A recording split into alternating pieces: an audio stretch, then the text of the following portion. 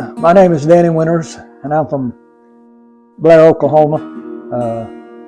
Raised and went to school here, and lived here till for first 23 years of my life. I grew up as wanting to be a cowboy like everybody else did. My parents were sharecroppers, and so we got by just day to day and week to week, and I always wanted to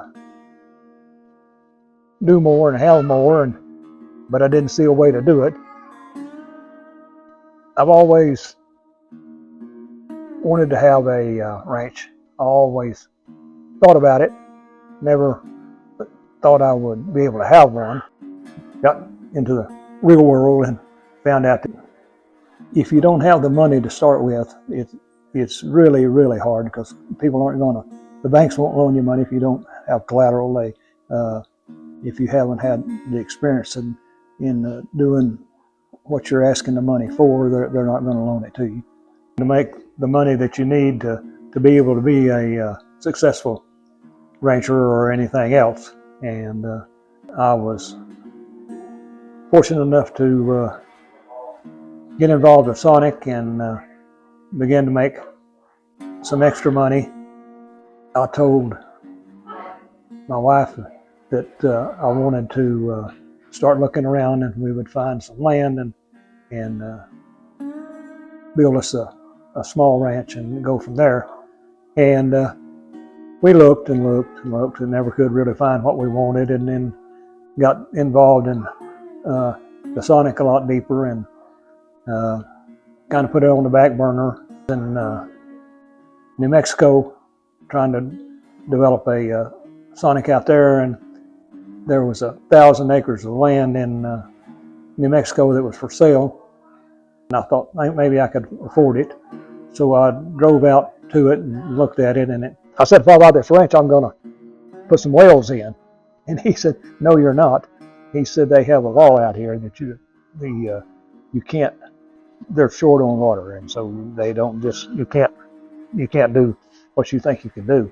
So anyhow, that turned me off there. So I decided, well, maybe I'm not supposed to be a rancher. And so I came back, and as the years went on, my high school buddy, who was a Dallas police officer, moved back home.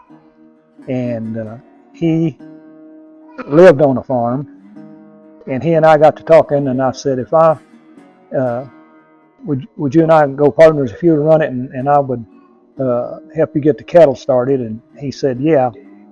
And then I got a chance to buy 110 acres of pasture land, and with 50 head of cows on it. And so I bought that, and I didn't know whether I'd done the right thing or not, but and he said, this is the best cattle farm in southwest Oklahoma, because it had all the water on it, and the Bermuda grass was just knee high. And so anyway, I thought, well, at least I got off to a good start.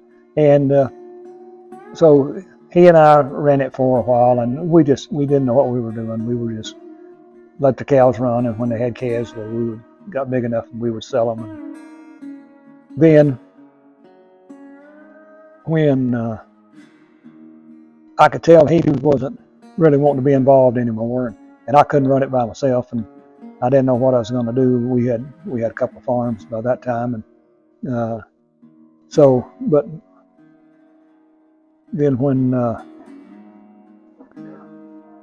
Avis's niece, his husband, acted like he might be interested in doing that, and I talked to him, and when he got involved, and we started with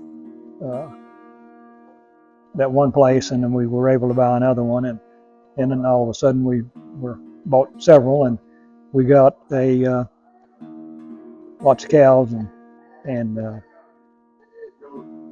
James is a fireman, a foreman.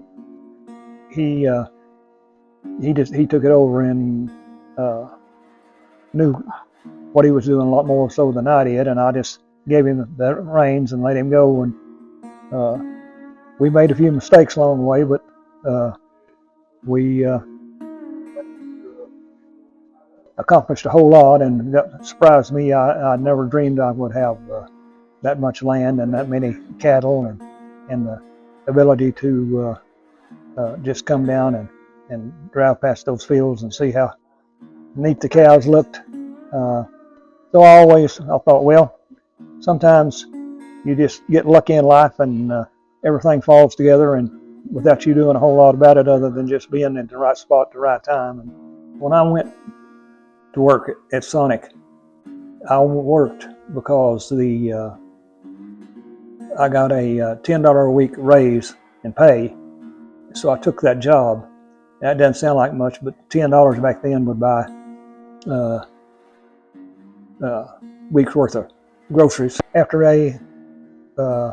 about a 90-day training program, they turned it over to me, and between me and my wife, we worked there, and we were there. One of us was there all hours that it was open. It was open 14 hours a day, and one of us was always there. We worked hard. We had 2 little kids. We had 1 car. We had to make arrangements to get them to babysitters and to school and back and forth to work with just 1 car. And so it was a challenge, but the drive-in was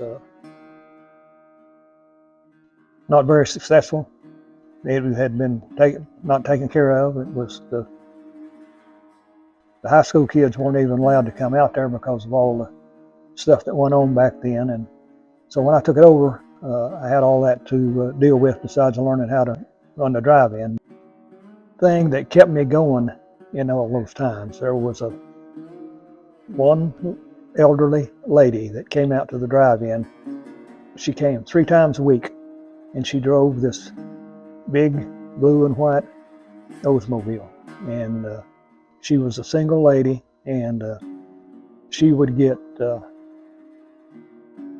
she had 3 different meals that she liked to eat, and every week she came and she got them. And that was all through the summer. And as school was getting ready to start, she came in one night, and I thought, I need to go out and talk to her. And I took her an ice cream cone and give it to her and said, I just want to give you this ice cream cone. And she said, well, you don't have to do that. And I said, well, I want to, because I want you to know that I said, I was new at this when I came. We weren't doing very well, and we didn't do well, and we didn't do well, and then we didn't do well. But you kept coming every week, and I knew we were doing something right, or you wouldn't keep coming back. So I want you to know that you were my motivation. And once school started, the college started back, the kids started coming, and the volume started picking up, and it was really good after that. But it was because that one person came, not knowing what she was doing, knowing just that she was doing, and I was so appreciative of it that I knew that I had to be doing part of it right.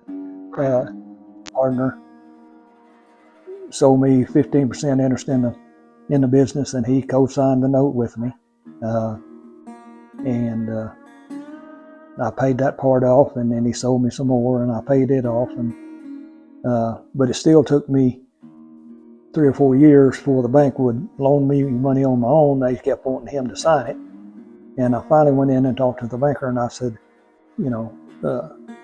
I'd hate having to ask my partner to sign everything. I've paid all this through the years. I've paid that all off. Do you think I could borrow the money on my own? And he laughed, and he said, yeah. He said, I'm a banker. He said, I just want every signature I can get. My faith is such that I take my problems and my troubles to God and ask for guidance and to show me which way to go and how to handle it. and he has always done it. Sometimes it took a little longer to get the answer. Maybe I just wasn't seeing it quick enough.